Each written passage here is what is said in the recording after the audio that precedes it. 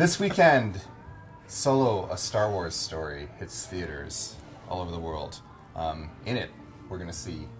What do you think we're going to see, guys? Han Solo, probably. He's going to meet Chewie. Maybe he's going to meet Lando. This is America. Hey, buddy. Hey. Look at them You go. double cross and Whoa. Lando. Hi. And maybe Han Solo will meet Boba Fett. Boba Fett. And Greedo. And maybe Darth Vader will be in it. and maybe he'll meet a bunch of bounty hunters. Or maybe, like, a bunch of other Chewbacca's. or maybe these guys. Or a bunch of space bears. Or a bunch of other Han Solos. Hello, friends. My name's Fish. I have two of my friends with me, Curtis Ross and Mike Borchert. Hi. And we're all Star Wars fans. We spend a lot of time talking about Star Wars. Way too much. And this weekend coming up is the release of Solo, a Star Wars story. So we've kind of argued about this one for a while. I was not too into it because I really didn't like Alden Ehrenreich's, just the fact of his face not being Harrison Ford and all that stuff. But, you know, I kind of got over that. I saw the trailer, but I'm more interested in what you guys have to say here. So coming into the movie, let's start with Mike. What's your impression? I mean, how do you feel about this? I feel the way I've always felt about it, which is that if they do a good story and it's a good plot and it's character driven, I'm probably going to like it. Like, I'm worried about it, of course. I think they cast it well, so I think they got the best possible people for it, and I think it's. I'm willing to give it a shot for sure. The trailers look great so far. What about you, Curtis? I was originally completely against this movie. When I was like, Han Solo, we don't need to see any more of Han Solo. Like, you're going to ruin him. That being said, my voice did not stop Disney from doing this movie. Some oddly, strangely enough. But I was a fan of Ehrenreich, only from the one movie, Hail Caesar. But I thought he was great. Yeah. Once I saw the trailer, I think this can work. I think it's the least excited any of us have ever been about a Star Wars movie. And that's not saying whether it's going to be good or bad, but it doesn't have that, like, Force Awakens level of, or even Rogue One level of, like, hey, this might be really cool. It's kind of like, oh, here's a Star Wars movie. Let's hope it doesn't suck. It's interesting because, I mean, there's a couple points, but one is that, again, we're going back into a character we all have known since 1977, and they're going to muck with it, and they're going to add things to it and stuff like that. And I mean, nobody really can answer why they don't like The Last Jedi, but I think sometimes people don't like what happened to Luke, and you know, I thought Han Solo was good in The Force Awakens, but do you guys want to talk about that? Like, you know, is there something like what do you want Han Solo to be? It's hard because when you meet him in the original Star Wars movie, he is kind of like a jerk. Like, he's not a nice guy, and so this movie either has to show him as that, or else how he got to be like kind of a total. Yeah, I think he should be somewhat hopeful. He shouldn't be the greatest guy, but he should be like he shouldn't be as pessimistic as he is in A New Hope. He should be a better person. Like bright-eyed. Yeah, bright-eyed for sure. What you're looking for. What do you think of this? I mean, we were kind of making fun of it in the when we were playing with the toys earlier. What do you think of? What do you think of this idea of like having Han Solo like unpack everything he's ever talked about in like 5 Star Wars movies in like a 2-week period, basically, like Kessel Run, and you know, we're going to see Chewie and Lando, and is Boba Fett going to be in there? Like, what do you guys think about that? It's not very imaginative storytelling. Yeah. And also, in a way, his arc has already been.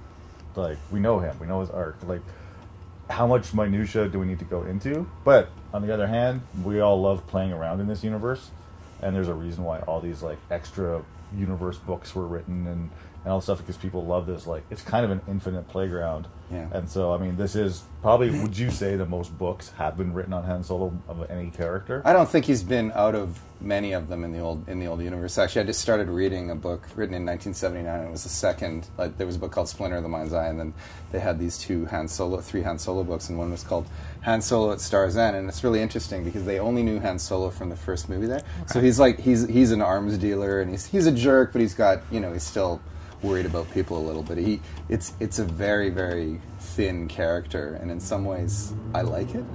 Yeah. You know, so I don't know.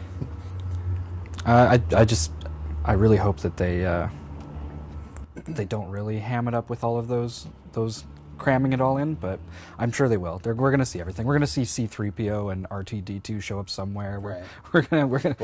They're just. I feel like they're going to cram a lot of stuff in. There's a thing I'm definitely worried about, which is in the Hobbit movie, Gollum was like evil, sneaky Gollum from the end of Lord of the Rings, and he'd kind of come to be that guy over the 3 movies, but somehow in the past he was that guy already, so I'm kind of worried they're going to screw that up with Solo too. Well, in a way, this movie is capitalism in action. It's just like, Han Solo is a super popular character, and it's kind of like, let's make a movie with the most popular character in Star Wars. That can't be wrong.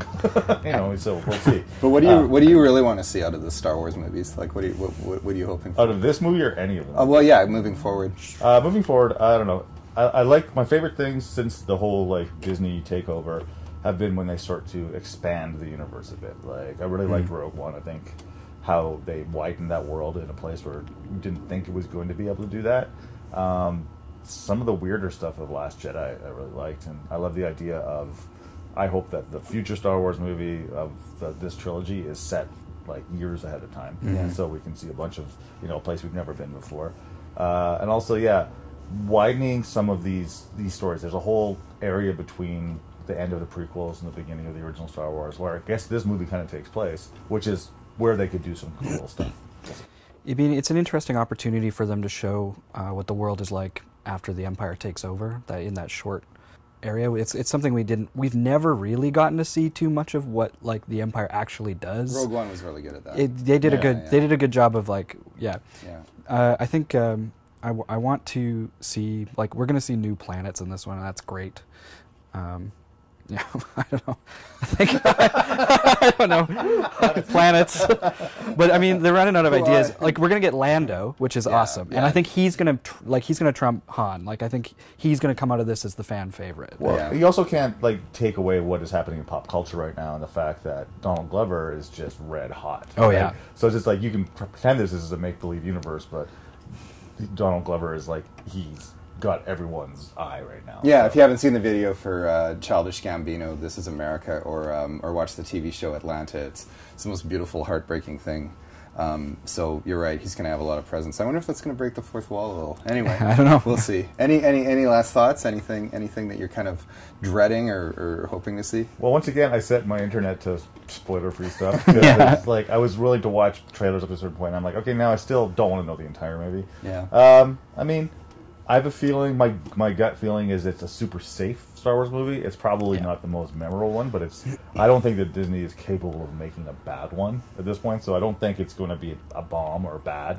I just think it's probably going to be, for us, we're probably really going to like a bunch of little things that the nerds put in there, like in production design and stuff. Yeah. And as long as we find Aaron Rake believable, I think that kind of will have to sell it. As long as he's charming, and I think this is probably going to be a trilogy if this one succeeds, and that means that in those ones they have a little more room to not cram things in and do new things. So, okay, right on. Well, we'll see, I guess, in a couple days, and in the meantime, may the Force be with you.